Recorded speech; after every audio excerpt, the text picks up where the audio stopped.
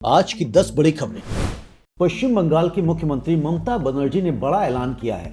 राज्य के कृषि विभाग ने वर्षों के शोध के बाद 4 नई हाई यील्ड धान की किस्में विकसित की हैं, जो बंगाल की स्थानीय जलवायु के अनुसार तैयार की गई हैं। Purulia drought resistance research centre और चिनसुरह राइस रिसर्च सेंटर में हुए इस शोध के तहत 3 किस्में सुभाषिनी, लक्ष्मणती और मुसाफिर पश्चिम बंगाल के सूखा प्रभावित इलाकों के लिए बनाई गई हैं, जो खरीफ सीजन में प्रति हेक्टेयर 52 से 55 क्विंटल तक पैदावार दे सकती हैं। वहीं चौथी किस्म इरावती बाढ़ और लंबे समय तक जल भराव को झेलने में सक्षम है।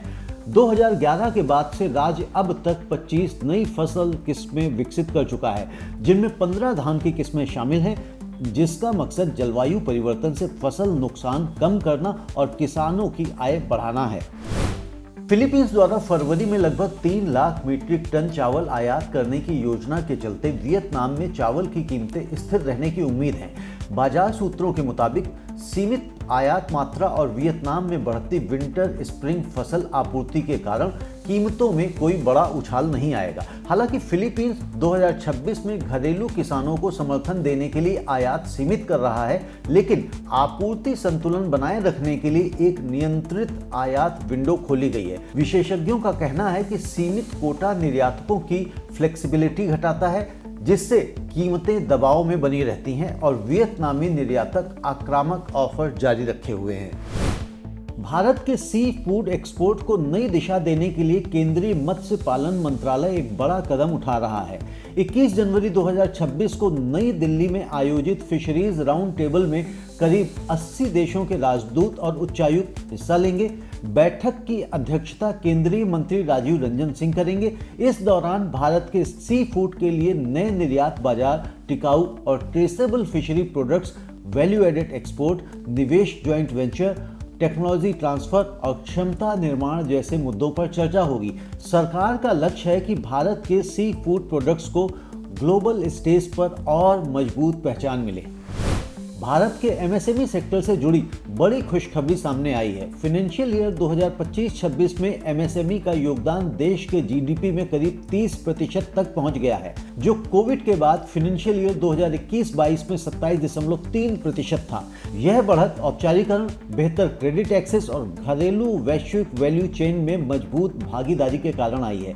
एमएसएमई समर्पक रिपोर्ट के अनुसार पिछले 5 वर्षों में एमएसएमई निर्यात 3 गुना बढ़कर 12 लाख करोड़ रुपए तक पहुंच गया है और अब यह भारत के कुल निर्यात का 46% हिस्सा बन चुका है। एनपीए स्तरों में भी गिरावट आई है, जिससे सेक्टर की वित्तीय सेहत मजबूत हुई है। ग्लोबल ट्रेड रिसर्च इनिशिएटिव यानी GTRI ने भारत सरकार से अपील की है कि आने वाले Bharat European union free trade agreement में केवल टैरिफ कटौती पर निर्भर न रहा जाए। थिंक टैंक ने चेताया है कि अगर यूरोपियन यूनियन की नॉन टैरिफ बैरियर्स नहीं हटाई गई तो भारतीय निर्यात को असली फायदा नहीं मिलेगा। 27 जनवरी 2026 को प्रस्तावित FTA घोषणा से पहले GTRI ने फार्मा, कृषि, मैन्युफैक्चरिंग, IT सेवाओं, रीच नियमों और कार्बन बॉर्डर एडजस्टमेंट मैकेनिज्म जैसे मुद्दों को उठाया है, जो खास तौर पर MSME के लिए चुनौती बन सकते हैं। वैश्विक अनिश्चितताओं के बावजूद भारत का फार्मा निर्यात मजबूती दिखा रहा है। अप्रैल से नवंबर 2025-26 के दौरान फार्मा एक्सपोर्ट 6.5% बढ़कर $20.48 अरब तक पहुंच गया है। अमेरिका भले ही 31% हिस्सेदारी के साथ सबसे बड़ा बाजार बना हुआ हो, लेकिन ब्राजील और नाइजीरिया जैसे उभरते बाजार भारत के लिए नए ग्रोथ इंजन बनकर उभरे हैं। इसके अलावा फ्रांस, नीदरलैंड्स, कनाडा, जर्मनी और साउथ अफ्रीका से भी स्थिर मांग बनी हुई है, जिससे भारत का फार्मा एक्सपोर्ट प्रोफाइल ज्यादा संतुलित हो रहा है। 2025 में ताइवान की अर्थव्यवस्था 7.4% बढ़ी, लेकिन इस ग्रोथ का फायदा सभी सेक्टरों को नहीं मिला।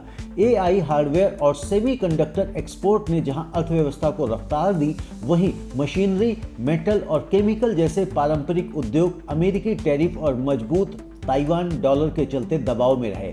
हालिया ट्रेड डील में टैरिफ 15% तक घटा जरूर है, लेकिन यह कई SMEs के मुनाफे से ऊपर है, जिससे कंपनियां काम के घंटे घटाने और कर्मचारियों को अनपेड लीव पर भेजने को मजबूर हो रही हैं। ब्राजील के स्टील निर्यात में 2025 में बड़ा बदलाव देखने को मिला है।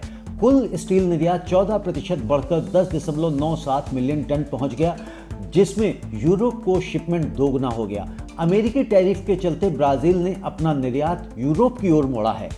दिलचस्प बात यह है कि 50% अमेरिकी टैरिफ के बावजूद अमेरिका अब भी ब्राजील का सबसे बड़ा खरीदार बना हुआ है। वहीं घरेलू बाजार में सस्ते एशियाई आयात के कारण स्टील कीमतों पर दबाव बना हुआ है। अपीडा और असम सरकार ने गुवाहाटी में ऑर्गेनिक कॉन्क्लेव कम बायर सेलर मीट का आयोजन किया, जिससे असम के कृषि उत्पादों को वैश्विक बाजार से जोड़ने में मदद मिली। इस कार्यक्रम में 30 से ज्यादा निर्यातक, 9 आयातक और 50 एफपीओस शामिल हुए।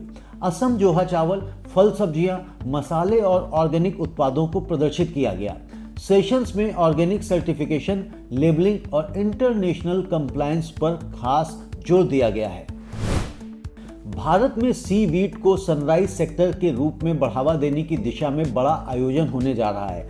29 और 30 जनवरी को कोच्चि में 7वां इंडिया इंटरनेशनल सी वीट एक्सपो और समिट आयोजित होगा। इसमें अमेरिका, रूस, Australia, France, Scotland, Ireland, Maldives, Indonesia और अफ्रीकी देशों से विशेषज्ञ और निवेशक हिस्सा लेंगे। यह समिट सी वीट की आर्थिक, पोषण और पर्यावरणीय क्षमता पर फोकस करेगा और भारत के ब्लू इकोनॉमी विजन को मजबूती देगा।